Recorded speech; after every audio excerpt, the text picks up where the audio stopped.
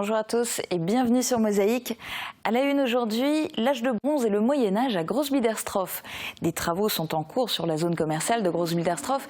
Il n'est pas encore question du réaménagement de cet espace dont on entend pourtant parler depuis plusieurs années, mais d'une fouille préventive. Commencée le 5 octobre, elle se terminera demain.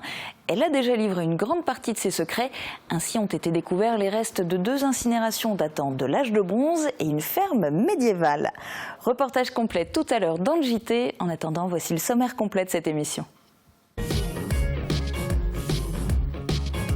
Avec l'agglo, plus belle la vie.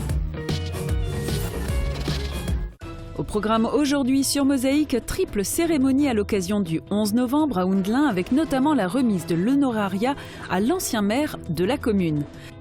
Wustwiller a planté un arbre pour le climat dans le cadre de la COP 21. Le chantier de fouilles archéologiques mené à Groß-Biederstroff a permis de mettre à jour une ferme médiévale. L'aménagement de la zone commerciale de Groß-Biederstroff est retardé en raison de difficultés liées à l'achat d'un terrain. Tout s'accélère en revanche du côté de Pfarr-Eberswiller, reportage à l'occasion de la visite du chantier du futur centre commercial Best. Le sentiment d'humanité au cœur d'un cycle de conférences organisé par les psychologues du CHS. Au boulot, Éric Bourgoun est projectionniste au Cinéma Forum. Enfin, dans Plate-Bande, les 4 joyeux lurons estiment qu'il n'y a jamais assez de jours fériés. Et Sandrine Serbino vous dévoilera aussi ses bons plans et idées de sortie en fin d'émission. Il y a 7 ans, jour pour jour, Mosaïque avait réalisé un reportage sur la construction du nouveau Lidl à Sarreguemines. Replay. Vos données sont accessibles où que vous soyez, avec ou sans votre ordinateur. Pour les pros, la solution, c'est le cloud ID Réseau. L'ancienne génération Lidl passe bientôt le flambeau à la nouvelle. À quelques mètres seulement de là, un bâtiment se dessine en respectant une nouvelle image européenne. Être à l'aise dans 980 mètres carrés de surface commerciale pour mieux consommer, mais ce n'est pas tout.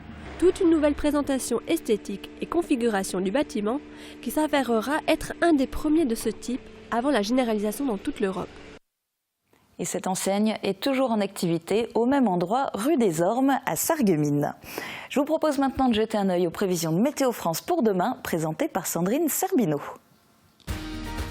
Près de 4% des accidents du quotidien ont pour origine le bricolage. Assurance accident de la vie, la sécurité par tous les temps. Bonjour tout le monde, pour demain il faudra ressortir vos parapluies. Les premières pluies seront matinales et resteront actives sur la totalité de la journée, mais rassurez-vous, en général ce ne seront que des averses. Côté température, les minimales iront de 6 à 8 degrés, les maximales de 10 à 13 degrés. Demain nous serons le vendredi 13 novembre, alors pour les plus superstitieux, prenez garde, et pour les plus chanceux, allez jouer au loto. Nous fêterons les brises et le soleil nous accompagnera de 7h38 à 16h53. Et aujourd'hui, dans notre caméra embarquée, je vous propose de faire un petit tour de manège à cheval.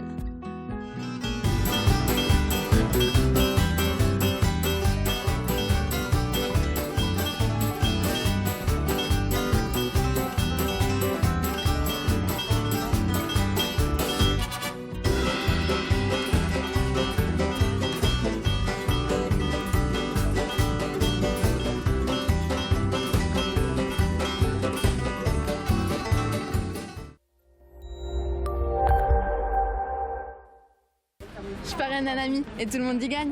Mon filleul, ma banque et moi. Au Crédit Mutuel, un client satisfait rayonne. Tour d'horizon des titres à la une du Républicain Lorrain aujourd'hui. En page régionale, focus sur Forbach qui veut sortir de la sinistrose. Avec 14% de chômage, le secteur de Forbach a toutes les peines du monde à se relever de la fin de l'ère du charbon. En page locale, le bien-être tient son premier salon à Groß-Biederstroff. Une trentaine d'exposants a attiré le public qui a pu profiter du jour férié pour découvrir de nouveaux produits et de nouvelles tendances en matière de thérapie alternative. Dans l'édition de Saint-Avold, hommage à René Bourg, hier il a été fait citoyen d'honneur de la commune de La Chambre, une distinction qui souligne la volonté et le courage dont il a fait preuve durant la Seconde Guerre mondiale, notamment pendant ses 334 jours de captivité dans les prisons nazies. L'actu du secteur en images, voici le JT de Mosaïque.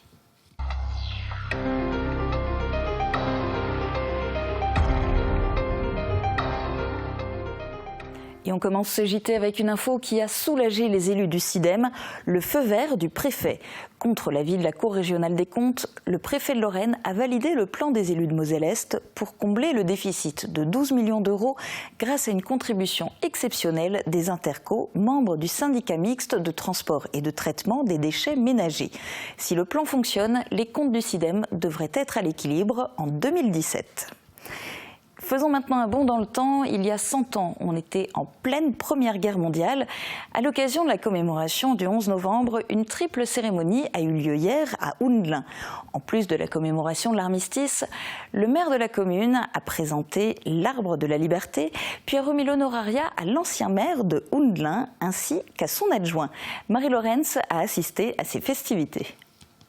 On a fêté le 11 novembre parce que c'était la fin de la Première Guerre mondiale. La fin de la Première Guerre mondiale a été commémorée dans toute la France ce 11 novembre. Un jour important pour le pays, célébré devant les monuments aux morts des communes, comme à Houndelin. Il y a 100 ans, la France, l'Europe et une partie du monde sont engagés depuis près de 15 mois dans ce qui allait devenir la Première Guerre mondiale. Accompagnés de la fanfare municipale et des élèves de l'école élémentaire de la commune, les élus se sont dirigés devant le monument pour rendre hommage à ceux qui se sont battus pour le pays. Ils se sont ensuite rendus en cortège devant la maison du temps libre où une nouvelle plantation a fait son apparition, l'arbre de la liberté. C'est déjà le deuxième arbre qui existe. Il y en avait déjà un qui avait été planté à l'occasion du bicentenaire. Il n'a malheureusement pas vécu très longtemps. Donc nous avons souhaité, en cette cérémonie du 11 novembre, puisqu'il y a les cérémonies de commémoration, le centenaire donc, de la Grande Guerre, donc nous avons souhaité planter cet arbre de la liberté, symbole de la liberté que les gens ont durement et chèrement gagné. Pour voir ce ginkgo biloba atteindre jusqu'à 40 mètres, il faudra cependant s'armer de patience. Et de la patience, certains l'ont eu. Aloïse Missler et Daniel Mensch étaient respectivement maires et adjoints au maire de Houndelin durant de nombreuses années. La cérémonie était également l'occasion de leur remettre l'honorariat pour leur travail au service de la commune. Je suis très satisfait, très content. C'est vrai que j'ai rendu service à la commune et on est honoré d'avoir une certaine reconnaissance. Une journée riche en histoire et en émotions qui s'est achevée autour d'un verre de l'amitié. On vient de parler d'un arbre de la liberté, parlons maintenant d'un arbre pour le climat. C'est le titre, slogan et programme d'une opération lancée à l'occasion de la COP21. Opération à laquelle Wouswiller a pris part, la commune a planté mardi un arbre au cœur du village, un symbole d'avenir et de prévention face au changement climatique. Reportage de Thomas Drouin. Il n'est pas encore aussi majestueux que ce qu'il sera d'ici quelques années. Un érable trône désormais sur l'espace du Vieux-Chêne à Wouswiller. La municipalité a en effet répondu à l'appel lancé par la Ligue de protection des oiseaux, la Fondation Yves Rocher et l'Association des maires de France de planter un arbre pour le climat. L'opération se déroule en vue de la conférence sur le climat, la COP21, qui se tiendra à Paris du 30 novembre au 11 décembre. À Wouswiller, toute la population était invitée à se joindre à la plantation de l'arbre. Les élèves des écoles de la commune étaient là aussi et ont proposé des rondes autour de l'érable nouvellement mis en terre.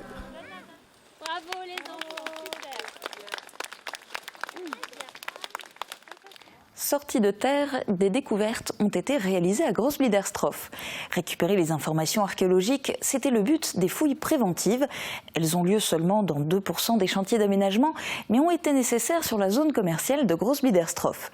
Si les vestiges découverts sont bien moins spectaculaires qu'à Pompéi, ils n'en demeurent pas moins intéressants. Guillaume Dumonteil nous en dit plus. On a ici ce trou-là parce qu'on les a prélevés tout de suite. Ce n'était pas vraiment une surprise. En 1998, il y avait déjà eu des fouilles sur la parcelle d'à côté et elles avaient révélé l'existence notamment de silos datant du Moyen-Âge.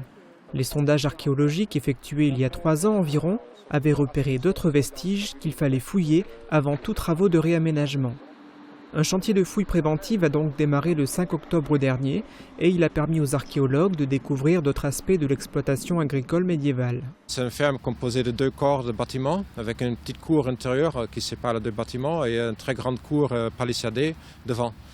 Et dans ce cours, par exemple, on a trouvé des structures annexes qui vont avec la fonction ferme, donc une aire à battre le blé circulaire. Dans le bâtiment même, le bâtiment le plus grand, on a trouvé Un étable notamment, qui se reconnaît à son aire de stabilisation de bêtes, donc assainissement du sol par caillotis.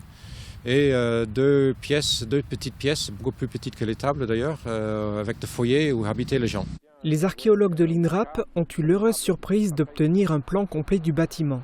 Ces fouilles ont aussi permis de découvrir les traces d'un passé encore plus lointain, datant de l'âge du bronze, quelques 2000 ans avant Jésus-Christ. Notamment 2 incinérations qu'on a trouvées, donc c'est les os qui restent après la crémation qui sont déposés dans une urne et après dans une petite fosse en terre. Les informations archéologiques sont en train d'être récupérées.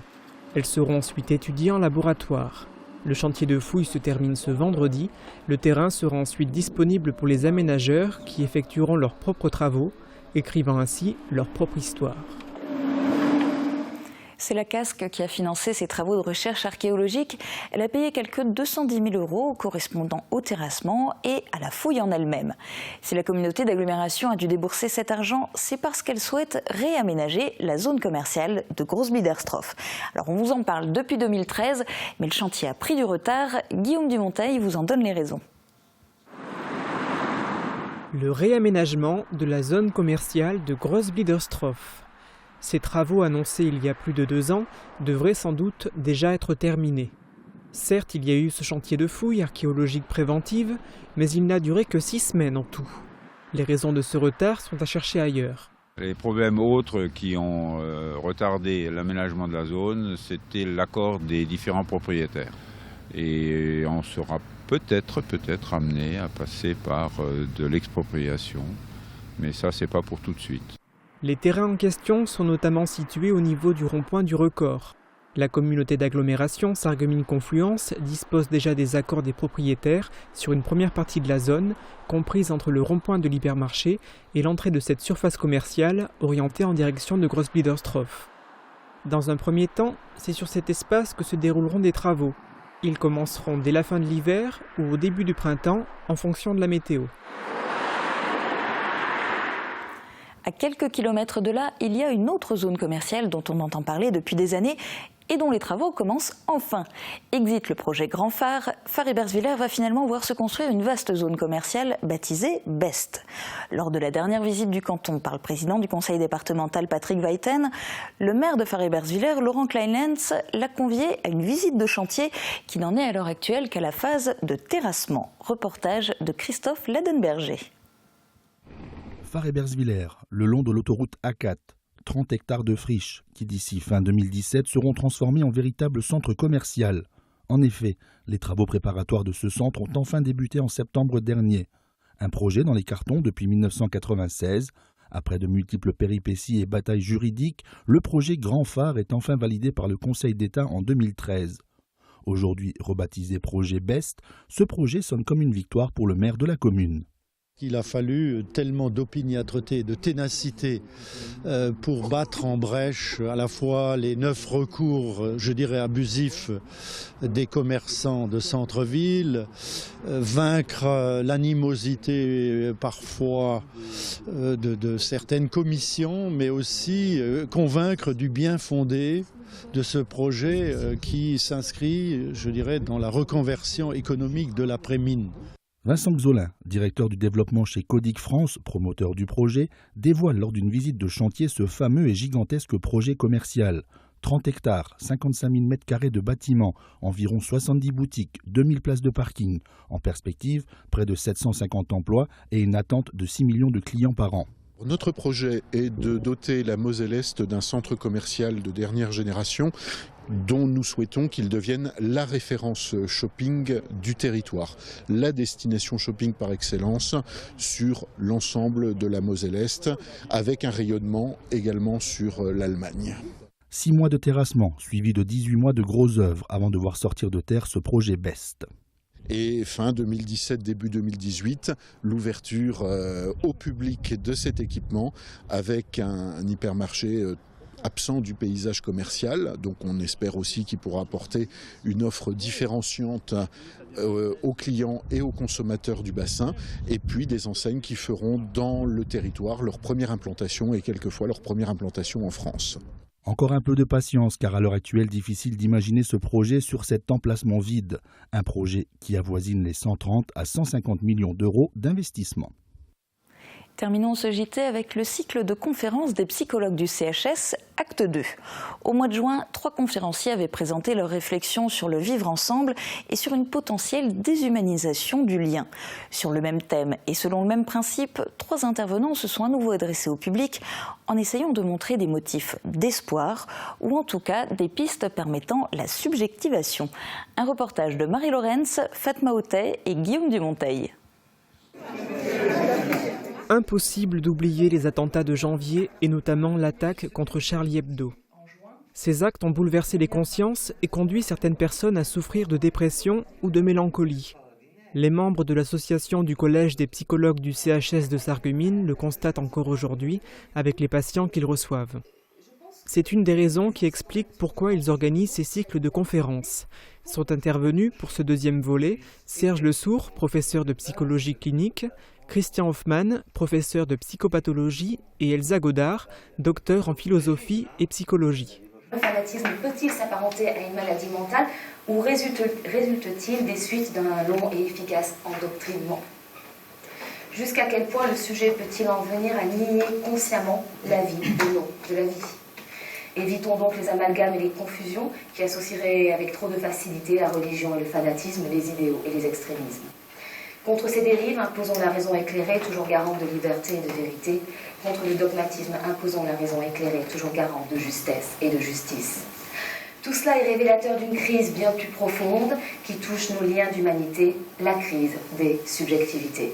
Des individus ont du mal à vivre ensemble parce qu'ils n'acceptent pas que d'autres peuvent avoir des positions différentes des leurs. Cela peut être lié au fait qu'ils n'ont pas élaboré leur propre identité. Mais en même temps, on ne peut pas se construire seul, d'où les tensions qui existent et qui peuvent se traduire par de l'agressivité ou de la violence. Des réflexions qui amènent les membres de l'auditoire à réfléchir sur la société et sur eux-mêmes. Si ces problématiques intellectuelles vous intéressent, sachez qu'un 3e cycle de conférences sur la déshumanisation aura lieu en février avec à nouveau 3 intervenants, dont Christian Hoffmann. Les conférenciers et leur public s'intéresseront cette fois-ci à la réhumanisation du lien. Dans un instant, on se met au boulot avec un projectionniste.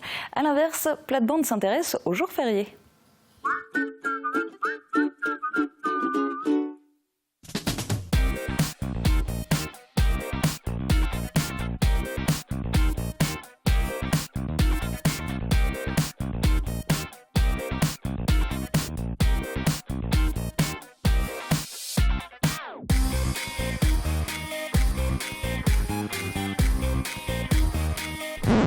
Bonjour madame, est-ce que je peux vous aider? Cuisine, salle de bain, chauffage, chez Brun et Baltès, vous êtes comme à la maison. 180 professionnels pour votre maintien à domicile. AVS. Notre métier, vous accompagner.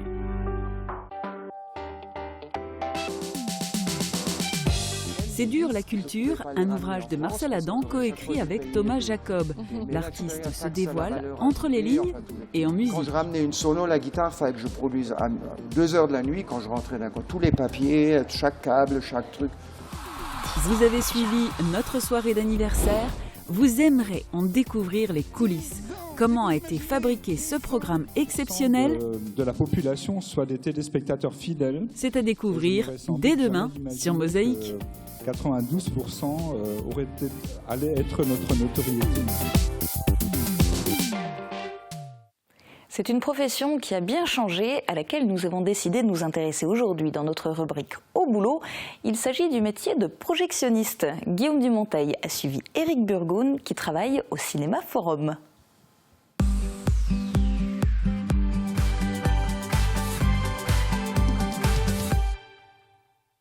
Bonjour, je m'appelle Éric Burguin, je suis responsable des cabines, donc projectionniste au Cinéma Forum.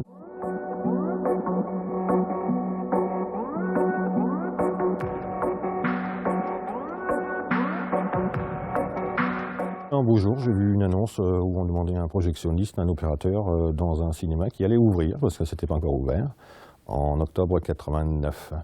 Donc j'ai postulé à ce poste et puis donc depuis ce temps-là, donc 26 ans plus tard, je suis toujours là en tant que responsable des projections du cinéma. Maintenant, c'est vrai qu'on n'a plus besoin d'être aussi souvent qu'à l'époque en cabine, donc on est plus à l'extérieur, donc en relation avec le public, donc on est plus en salle, on est plus dans le hall à l'accueil, ce qui change un peu. À l'époque, on était un peu confinés dans nos salles, dans nos cabines, donc maintenant c'est vrai que c'est plus intéressant. On peut faire ici on fait pas mal d'essais, d'entretien, de maintenance du matériel et des salles, donc c'est un peu l'ensemble qui est intéressant.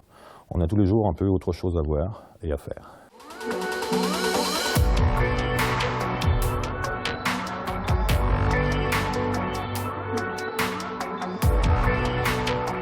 De l'ère argentique bobine, on est passé au numérique. Et donc maintenant, on fonctionne qu'avec des ordinateurs, des iPads. Et c'est une autre façon de travailler comparé à ce qu'on faisait à l'époque. Donc il y a chaque année une nouveauté, un point intéressant à découvrir et puis à faire découvrir aux spectateurs. Cette semaine, Plate-Bande s'intéresse aux jours fériés. Parmi les 11 jours dont nous bénéficierons en 2016, 3 d'entre eux tomberont un dimanche. Un sujet qui a inspiré nos 4 joyeux lurons. Avec Virch Menuiserie, votre maison devient tendance.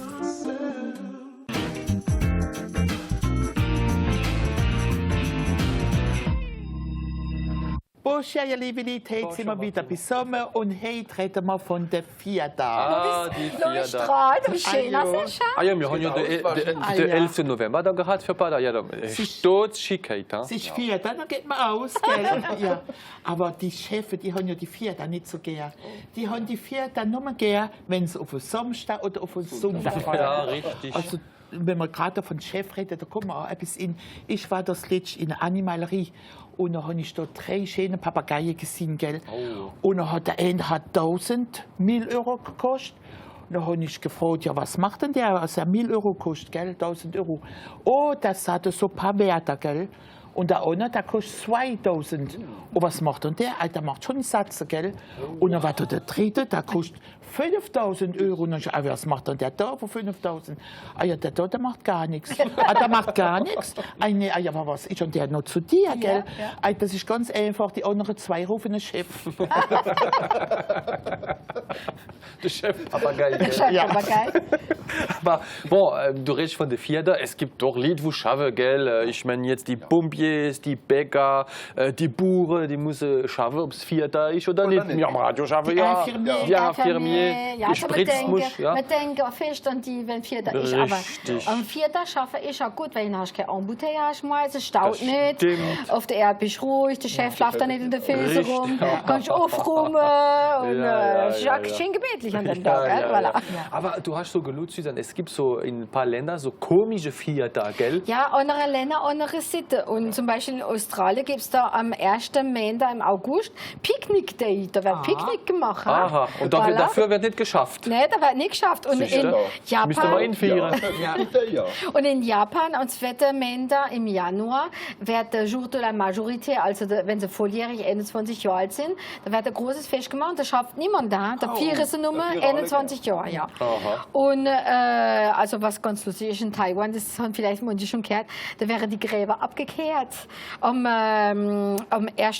5. April ist das. Und da gehen sie aufs Grab, putzen das Grab. Und dafür brauchen sie ein Vierter. Das ist ein Vierter. Die Picknicke auf dem Grab. Ja. Und weißt du, Sebastian, es heißt so gern, es wäre gut, wenn man dem da sein erstes Rendezvous hätte mit seiner Verliebten auf dem Kirchhof. Ja, wir haben also Vierter gehabt. Aber da gibt es nicht mehr den Pfingstmontag. Da gibt es nicht mehr. Der Pfingstmontag wird jetzt geschafft, gell? Und er wird geschafft von den älteren Leuten zu helfen, gell? Ja. Und dann hat da auch Oma gesagt, oh, das ist ja doch schade, gell, dass es ja jetzt geschafft wird. Das war da, wo meine Kinder, meine Enkelkinder mich aufgezogen sind. Die arme Oma. Aber man kann ja blau machen an dem Tag, Bertrand. Ja, am Pfingstmontag normalerweise ist der blaue Montag. Ganz einfach, weil früher hat man den Altar dann in blau gemacht. Blau ist ja die Farbe von der Mutter Maria. Ja, ganz einfach. Und deswegen, wenn man blau macht am Montag, das heißt, man geht nicht schaffen. Ja, das war der Daumen, wo man das Schritt nicht schaffen gegangen Alles dabei. Da kommen Fulenze an dem da, ne? Das waren zwei Eisbären mal auf dem Bankies und dann hat die eine zum anderen gesagt, was machst du denn jetzt? Dann hat er gesagt, Fulenze. Das hat auch nicht, das hast du Kiste schon gemacht. Ja, wir sind nicht fertig damit. Ja. Das hat viele Arbeit. Wie viele Pferde haben wir nächstes Jahr in 2016? Also nächstes Jahr haben wir 11 da. Ja. Aber das Problem ist, 3 davon sind Sonntag. Ah, ja. Ja, das ist nicht ganz so günstig. Ja. Aber auf jeden Fall da mit Weihnachten dieses Jahr. Ja. Ich schaue gerade auf meiner Kalender. 24. fällt Donnerstag, der 25. Freitag und der 26. Samstag. Ja. Boah, das geht noch. Das geht, ja. Wir machen jetzt 4 Abend. Wir sind nicht bis die nächste Woche. Und da reden wir von der Katrin und der Katrinette. Katrinette. Da erzählt uns wieder der Bertrand, woher das kommt. Ja, das sowieso. Bis bald. Et grâce au droit local, l'Alsace-Moselle compte non pas 11, mais 13 jours fériés. Les jours fériés, c'est comme les week-ends, il faut avoir des bons plans pour se les occuper. Et la meilleure façon d'en avoir, c'est d'écouter Sandrine Serbino. Le conseil, le choix, la pause, les meilleurs tarifs. Avec Agifermeture, vos portes et fenêtres ensoleillent votre maison. Bonjour Sandrine. Bonjour.